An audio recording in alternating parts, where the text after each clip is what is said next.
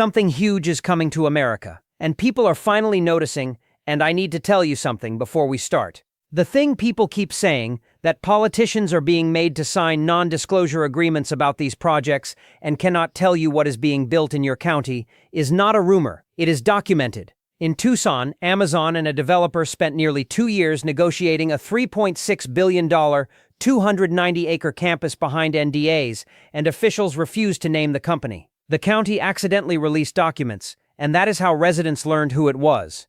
In Shreveport, Louisiana, residents found out about a $12 billion project and a proposal to sell up to 5 million gallons of water a day to cool it, only when the governor announced it, after local officials had spent months concealing the details behind NDAs. Public Citizen published a report on this in July. And at 3 Mile Island, the operator has asked to increase its river withdrawal from 44 million gallons a day to 73.2 million during a drought to power data centers. You were right. Let me show you the rest. That mother locked out of her 12-year-old's records ran into something real, and here is the actual reason. Let me start with the one that has people the most confused, because the explanation she was given was incomplete and it made the whole thing sound arbitrary and sinister when the real mechanism is more specific and more fixable. A mother is told that once her son turns 12, she loses access to his medical records. She has to ask her own child for permission, and her reaction is exactly the right one, which is, he is 11, he still asks me to call and make his appointments. Here is what is actually happening. HIPAA, the federal health privacy law, generally treats a parent as the personal representative of a minor child, which means the parent normally does have access. That is the default. But HIPAA contains a critical provision that almost nobody knows about. It defers to state law, and most states have laws allowing minors to consent on their own to specific categories of care. The categories vary by state, but commonly include mental health treatment, substance use treatment, sexually transmitted infection testing, and treatment and reproductive health care. The ages vary too, and in a number of states they start right around 12 to 14. And here is the logic behind those laws, which is worth understanding even if you disagree with them. The reasoning was that a teenager who believes their parents will automatically be told will simply not seek treatment for an STI or for suicidal thoughts. So states created a narrow window of confidentiality specifically to keep kids from avoiding care entirely. Whether you agree with that trade-off is a legitimate debate. But it was not designed to separate you from your child, it was designed for the kid who would otherwise tell nobody. Now, here is where it goes wrong, and this is the part that produces the experience that mother had. Those state laws protect specific categories of information. They do not say a parent loses access to everything. But a modern electronic health record is one integrated system. A doctor's note about a sports physical and a note about a confidential conversation can live in the same chart. And health systems have generally found it technically difficult and legally risky to reliably segregate the protected categories from everything else in a patient portal. So many of them solved it the blunt way. They set an age, commonly somewhere between 12 and 14, at which full parental proxy access to the online portal automatically shuts off, and they require a form to restore expanded access. That is a health system implementation decision, driven by state law, executed through software. It is not a federal rule that says parents lose their children at 12, and the front desk staff explaining it usually do not know the difference, which is why the explanation sounds so bizarre. So what do you actually do about it? Ask for the proxy access form by name. Most large health systems have one, frequently called adolescent proxy access or expanded proxy access, and it typically requires both the parent and the adolescent to sign. It is a form, not a negotiation. Understand that even where portal access is limited, you generally retain rights as the legal guardian for treatment decisions and for information outside the protected categories. You can call the office and speak to the nurse. The portal being restricted is not the same as being cut off. Look up your own state's minor consent law, because they vary enormously and the version in your state may be narrower than what you were told. And here is the practical piece I would emphasize most. Go to the appointment with your child. If you are in the room, the confidentiality question is largely moot, because you are hearing the same conversation the doctor is having. Many pediatricians will ask for a few minutes alone with an adolescent, which is standard practice and which you should generally allow, but the bulk of the visit is yours to attend. The system did not take your child. A patient portal has an age setting, and there is a form. The man with kidney failure who refused admission is describing a policy gap the rest of the world does not have. Now let me talk about the emergency room stories, because those clips describe something real, and there is a specific, nameable reason for it that almost never gets said out loud. An ER worker describes a patient in acute kidney injury, kidneys shut down, worked outside in the heat all day, severely dehydrated, passing out, and that patient refuses admission because they have to be back at work tomorrow. A tree service worker cuts the tip of his finger off and asks to be wrapped up and discharged so he can work in the morning. And a person describing their own injury says the first thought was not pain. It was whether this was going to cost $200 or $3,000.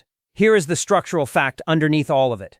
The United States has no federal law guaranteeing paid sick leave. None. There is the Family and Medical Leave Act, which provides up to 12 weeks of job-protected leave for eligible employees at covered employers, and it is unpaid. It also does not cover everyone. It applies to employers above a size threshold and to employees who meet tenure and hours requirements, which excludes a substantial share of the workforce, disproportionately lower-wage workers. A number of states and cities have passed their own paid sick leave laws, and those are genuinely meaningful where they exist. But there is no national floor. Among wealthy nations, that makes the United States an extreme outlier. Essentially, every other developed country guarantees some form of paid sick leave nationally. So when a man with failing kidneys says he cannot be admitted because he has to work tomorrow, he is not being irrational or macho. He is doing arithmetic. 3 days in a hospital is 3 days of no income, in a household with no savings buffer, plus a bill he cannot pay. And in many jobs, particularly in construction, tree work, landscaping, warehousing, and food service, missing days does not just cost wages, it can cost the job.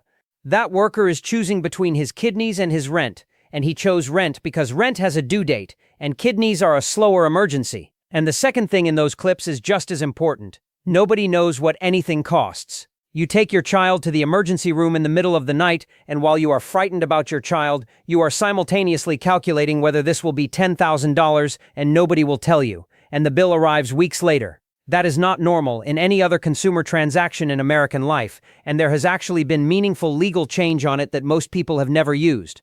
Under the No Surprises Act, if you are uninsured or paying out of pocket, you are entitled to a good faith estimate of expected charges for scheduled care, in writing, in advance.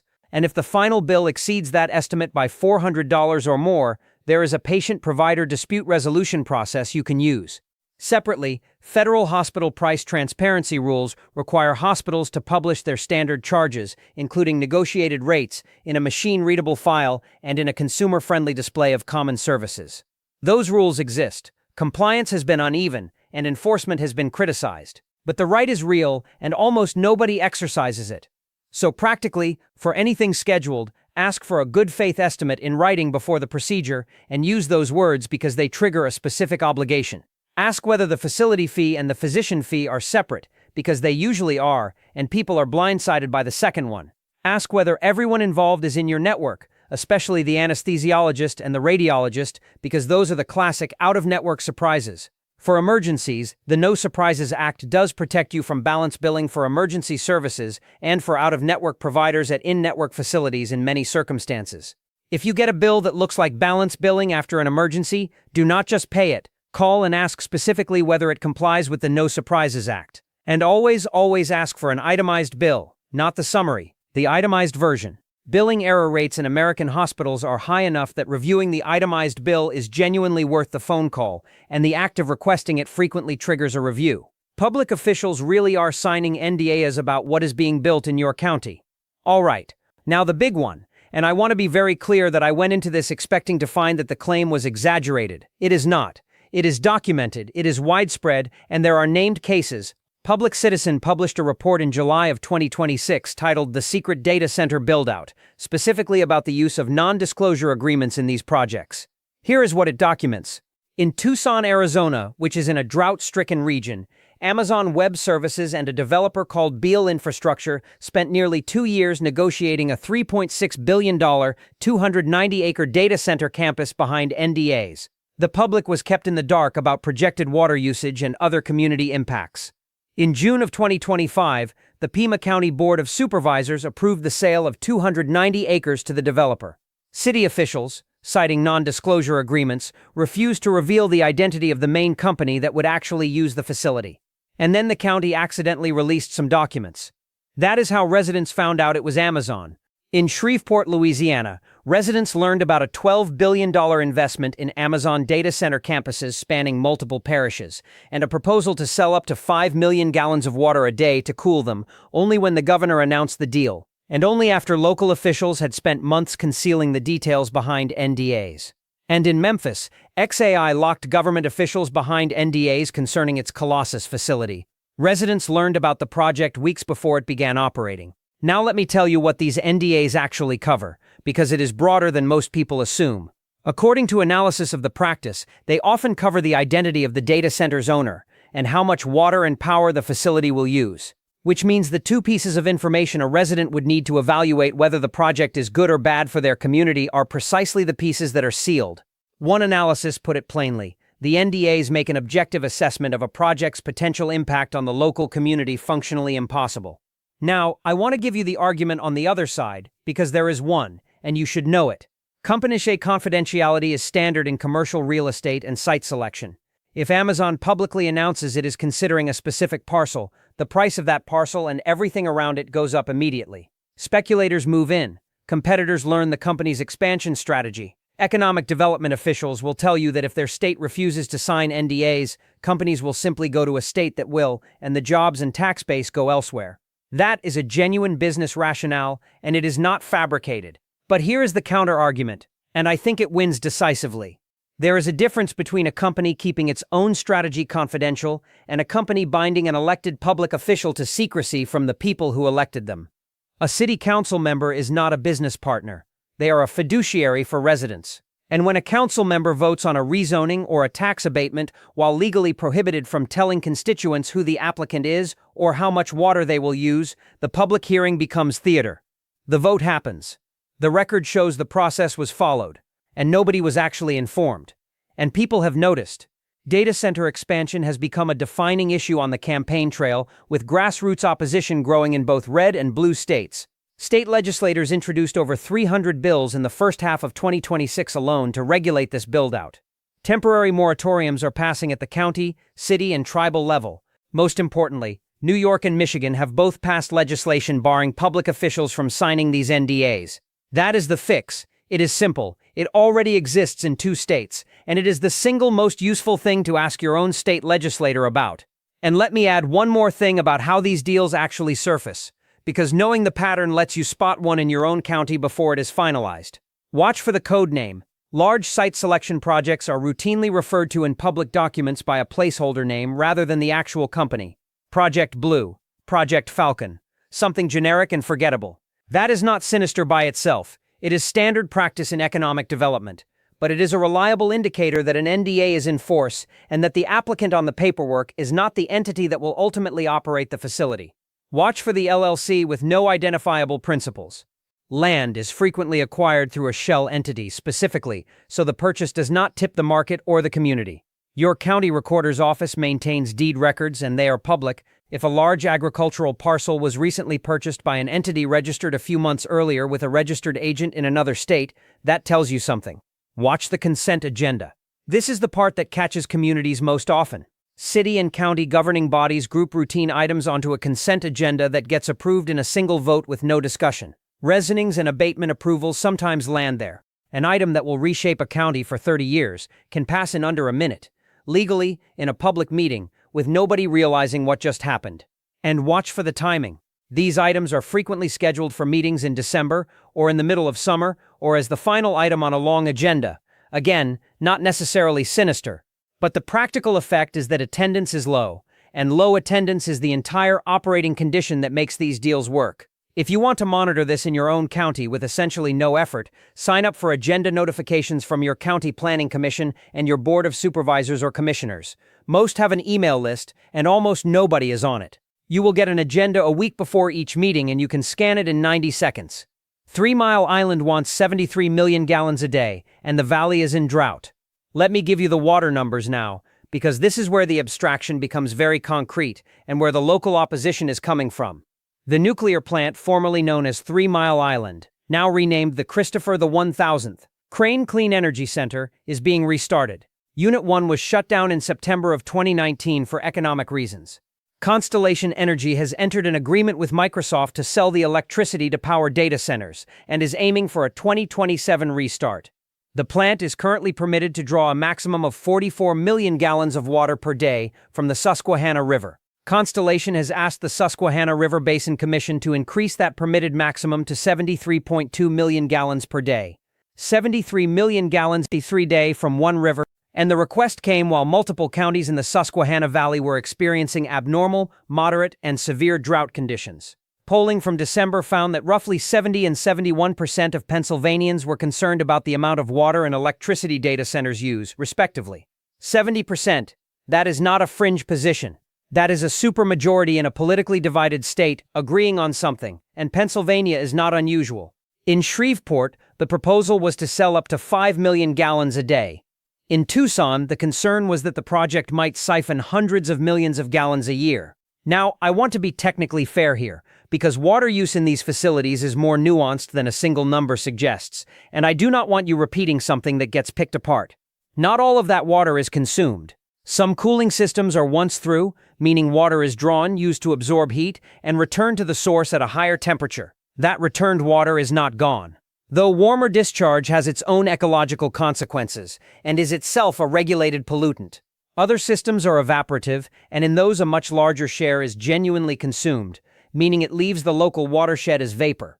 Newer designs increasingly use closed-loop or air cooling that reduces water draw substantially, sometimes at the cost of more electricity. So the honest framing is not that 73 million gallons disappears daily. It is that an enormous withdrawal is being permitted. Some meaningful portion is consumed and does not return. The discharge affects river temperature, and all of this is happening in a watershed that has been in drought while the decision is being made. And here is the part that makes people angriest. And I think justifiably, water rights in most of this country are allocated through processes designed decades or a century ago for agriculture and municipal supply. Nobody wrote those rules anticipating a single industrial customer requesting tens of millions of gallons a day for cooling servers. The rules are being applied to a use case they were never designed for, by commissions that are frequently under-resourced, on timelines set by companies with enormous legal budgets. So practically, what can you do? Find out who governs water withdrawals where you live. It may be a river basin commission, a state environmental agency, or a groundwater management district. Those bodies hold public hearings and accept public comment, and attendance is typically minimal. If a data center is proposed in your area, the specific questions to ask in public are these.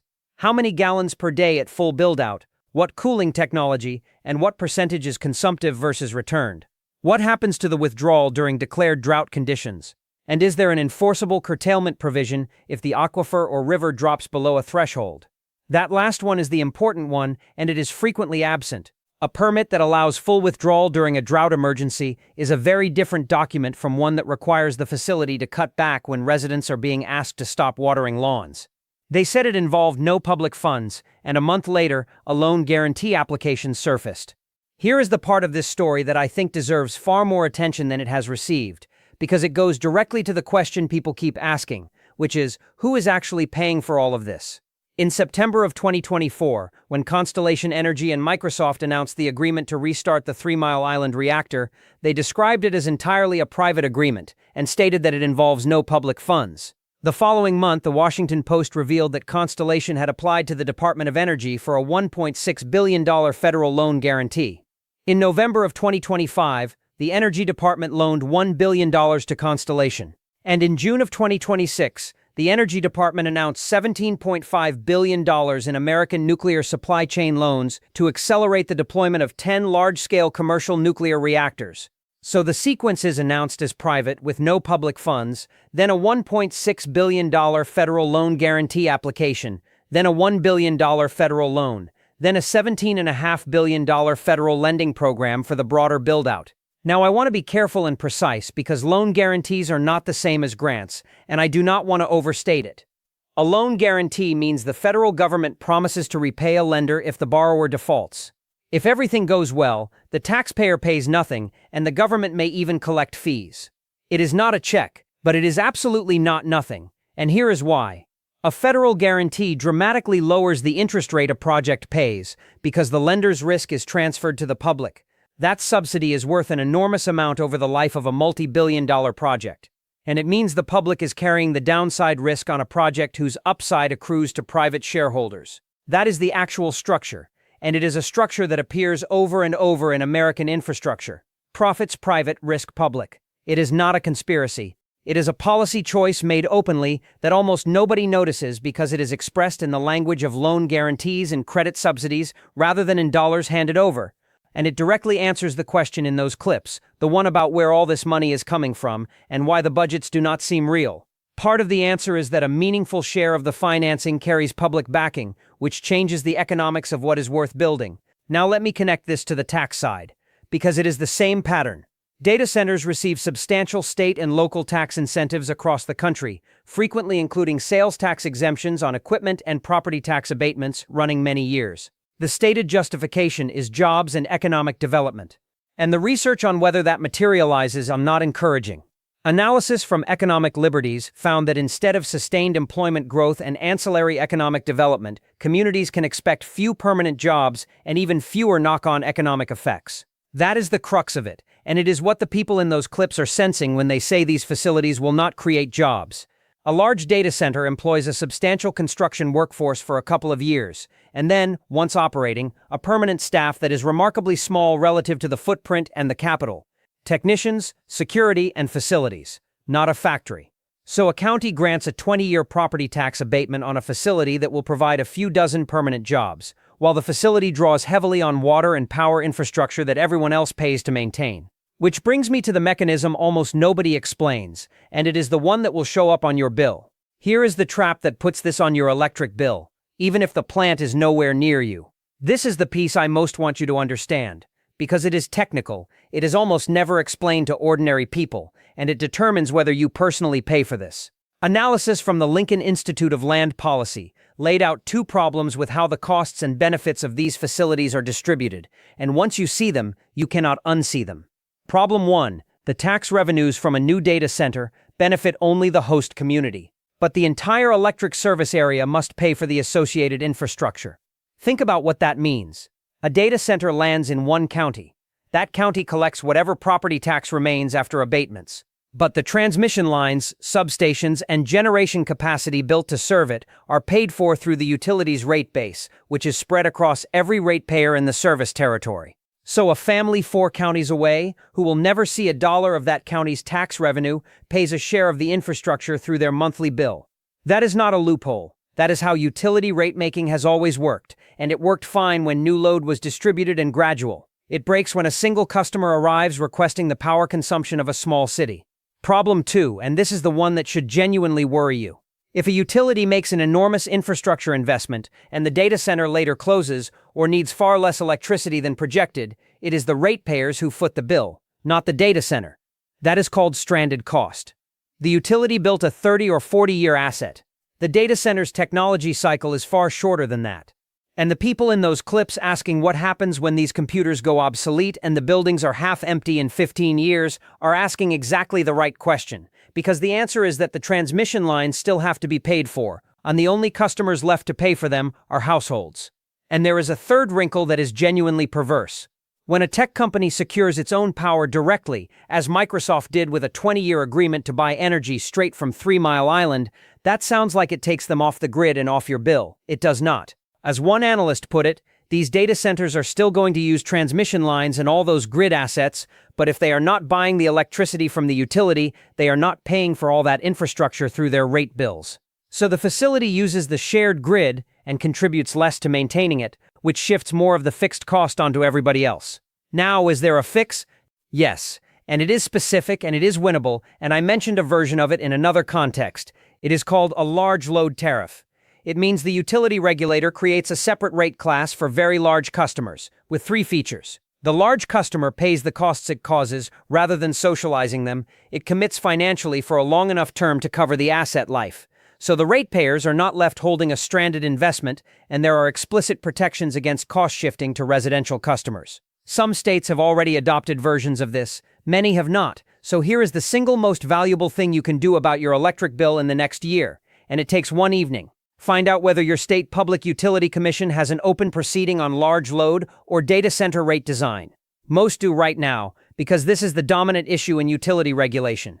Submit a public comment. The comment does not need to be sophisticated. It needs to say, I am a residential ratepayer, and I am asking the Commission to ensure that large load customers pay the full cost they cause, to require long-term financial commitments sufficient to prevent stranded costs and to protect residential ratepayers from cost shifting. That is the whole comment. Commissions weigh public input, particularly on affordability, and residential ratepayers almost never file anything. Before you let anyone bolt a data center to your house, run these numbers. Now let me address the pitch that has started showing up in people's mailboxes and comment sections, because I have seen a lot of confusion about it, and the confusion is being used. The concept is this. Instead of building enormous centralized facilities, a company distributes small modular units, sometimes called nodes, and mounts them on residential properties.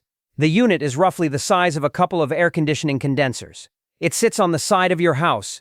It connects to your electrical panel and your internet. And a network of these across the country functions collectively like a mid-sized traditional data center. The pitch to the homeowner is a flat monthly payment. Reporting on early versions of this described figures in the range of $150 a month, and some versions circulating describe roughly $22,000 a year. And here is the thing people keep discovering when they read the fine print, and it is the crux of the whole arrangement. That payment is largely to cover the electricity the unit consumes. It is not a lease payment for your land. It is not compensation for the inconvenience. It is reimbursement for the power bill the device generates on your meter, which means the economics look very different than they first appear. If the company is paying you an amount roughly equal to what the device cost you in electricity, your net compensation for hosting industrial equipment on your property is approximately zero, and you have taken on everything else. So let me give you the checklist I would want anyone to run before signing something like this, because these are the questions that determine whether it is a good deal or a trap. And I want to be clear that I am not telling you these arrangements are all bad, because a well-structured version could genuinely work for some property owners. I am telling you what to verify. Who pays if the electricity estimate is wrong? If your bill comes in higher than projected, is the payment adjusted, or is the excess yours? Who carries liability? If that equipment causes a fire, whose insurance responds? And critically, have you called your homeowner's insurance carrier and asked whether hosting commercial equipment affects your coverage at all? Many policies contain exclusions or limitations around business use of a residential property, and finding that out after a claim is denied is catastrophic. What are the permitting obligations and who handles them? Electrical work, structural attachment, and in some jurisdictions land use approval may all be required. If the contract makes you responsible for permits and code compliance, that is a substantial burden. Is there water involved? Cooling is the central engineering problem in any computing installation. If a version of this taps a water line, that is a very different proposition, and it needs to be explicit. What is the noise profile in decibels at the property line? Cooling equipment makes noise continuously. That is not a problem in a warehouse district. It is a very real problem 3 feet from a bedroom window, and it can become a neighbor dispute. What happens to your property value and your ability to sell? Will a future buyer inherit the contract? Can you terminate it, and at what cost? A long-term encumbrance on a residential property is exactly the kind of thing that complicates a sale. Is there a battery? And where does it go? Some versions include battery storage. Home battery installations have their own code requirements, insurance implications, and siting rules for good reason. And the one people never ask, what happens at the end? Who removes the equipment, restores the property, and pays for it? And is that obligation secured by a bond or just a promise from a company that may not exist in 10 years? Here is the broader principle, and it applies far beyond this specific product. When a company wants to place infrastructure on your land, the value of that land to them is the point of the transaction. Cell tower leases, billboard easements, pipeline right-of-ways, and wind turbine leases all exist, and in every one of those markets, landowners who negotiated received substantially more than landowners who accepted the first offer. If somebody wants to put industrial equipment on your property, the correct response is not yes or no. It is to have a real estate attorney read the agreement and to ask what comparable arrangements pay. Because the first offer in any of these markets is never the ceiling, and a contract you sign in an afternoon can encumber your property for 20 years. They can take land for a transmission line, and that is the fight nobody saw coming. Let me cover one more piece of this because it came up in those clips, and it is the part that turns an abstract debate about electricity into someone losing their family's property. All this new demand requires power, and power requires transmission. High voltage lines have to physically cross the landscape between where electricity is generated and where it is consumed. And in the United States, we have not built much long-distance transmission in decades, which means a great deal of new line is now being planned. Those lines cross private land. And when a utility or a transmission developer cannot reach a voluntary agreement with a landowner, the tool available in most states is eminent domain. Eminent domain is the government's power to take private property for public use with just compensation, and it is in the Fifth Amendment. In most states, utilities and transmission companies can be granted the authority to exercise it, because electricity delivery has long been treated as a public use. So a person who has never been involved in any of this receives a letter saying a survey crew is coming, and eventually an offer, and eventually the understanding that if they refuse, there is a legal process that can proceed without their consent. Now, I want to give you both sides of this, honestly, because it is genuinely hard. The case for it, without eminent domain, a single holdout landowner anywhere along a 200-mile route can block a project that serves millions of people. That is not a hypothetical problem, it is the reason the power exists, and it is why we have an interstate highway system and a functioning electrical grid at all.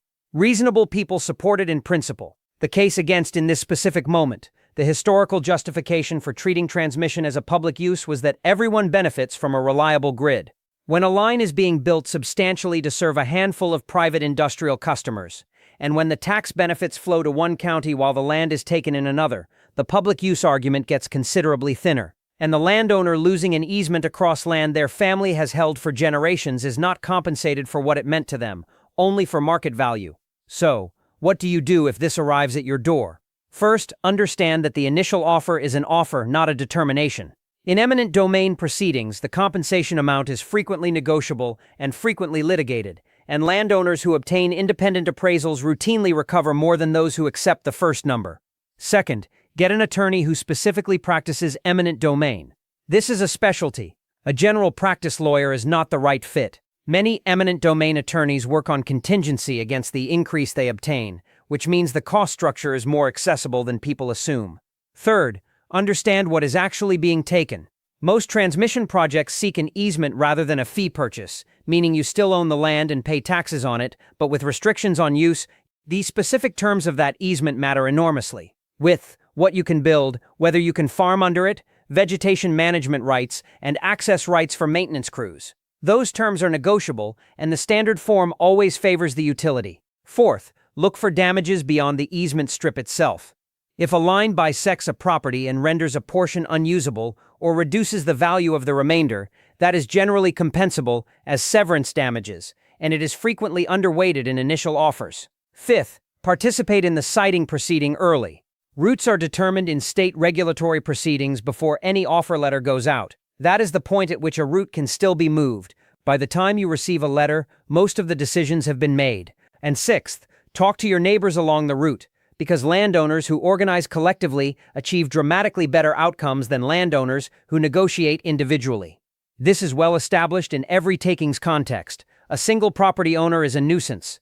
40 organized property owners with one attorney are a genuine obstacle, and they get better terms.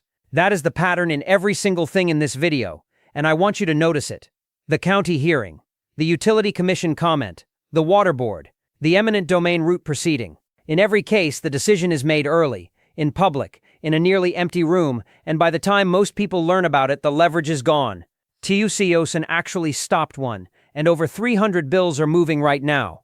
I want to end the substance with the part that changes what you should do with all of this, because everything I have described so far could reasonably leave a person feeling like it is already decided. It is not already decided, and here is the proof. Go back to Tucson. Amazon and its developer had spent nearly 2 years on that project. The county board had approved the sale of 290 acres the NDAs had held. By any normal reading, it was done. But the project depended on one more step. The city of Tucson had to annex the land from the county in order to give the developers access to the city's water rights. And when word got out about the water, residents did the least sophisticated thing available to them. They showed up in droves and told their government no. The city did not annex it. The project did not proceed as planned. A $3.6 billion project, backed by one of the largest companies on Earth, negotiated in secret for 2 years, was stopped because ordinary people found out about the water and packed a meeting. That is not a feel-good story I am adding to make you feel better. It is a documented outcome, and it tells you exactly where the leverage is, and it is not isolated. State legislators introduced over 300 bills in the first half of 2026 alone to regulate this build-out. Temporary moratoriums are passing at the county, city, and tribal level. Data center expansion has become a defining campaign issue in both red and blue states, which is remarkable in itself because almost nothing crosses that line right now. New York and Michigan have passed laws barring public officials from signing these NDAs. So the situation is genuinely fluid, and the fight is being won in specific places by specific people who showed up. Here is what I would actually ask of you, and I am going to be very concrete because vague calls to action accomplish nothing. Find out if there is a project proposed near you. County Planning Commission agendas are public. Local news covers rezoning applications. Of a large parcel has recently changed hands, or a rezoning has been requested for something described vaguely as a technology campus or a logistics facility, that is worth a phone call to your county planner. Watch for the tells, a project referred to by a code name rather than a company name, officials who say they cannot discuss details. A rezoning or abatement request that appears on a consent agenda. A land purchase by an LLC with no identifiable principals. Every one of those is a signal that an NDA is in play. Ask the 4 questions in public, on the record. Who is the end user? How many gallons per day at full build-out? How many megawatts? And how many permanent jobs in writing with a clawback provision if the number is not met? That last one matters enormously. A clawback provision means the tax abatement is revoked if the promised jobs do not materialize. Many communities never ask for one and then have no recourse when the numbers come in far below the projection. Ask your state legislator specifically about NDA legislation and name New York and Michigan as the models. That is a concrete, existing, passed somewhere else request rather than a general complaint, and legislators respond very differently to those. And file a comment with your Public Utility Commission about large load rate design. None of that requires you to be an expert, or to have money, or to know anybody. It requires showing up in rooms that are almost always nearly empty. Now let me say the last thing, and I want to be honest with you about the limits of what I know.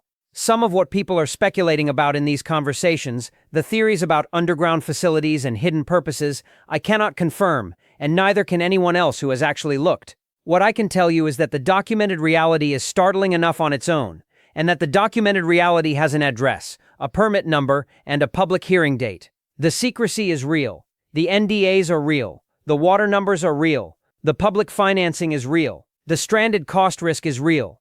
The jobs research is real. And here is the thing about that. You do not need a theory to be angry about any of it, and you do not need a theory to act on it.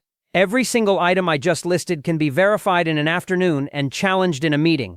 Something huge is coming to America. It has been coming for about 3 years, and people are finally noticing, which is precisely the moment when it becomes possible to do something about it. Take care of yourselves out there and go find out what is being built in your county. And do me one favor before you close this. Sign up for your County Planning Commission's agenda emails tonight. It takes 4 minutes, it is free, and it puts you a week ahead of every decision that will be made about the place you live. That is not much of an ask, but it is the difference between finding out in time and finding out afterward, and every single story in this video came down to exactly that.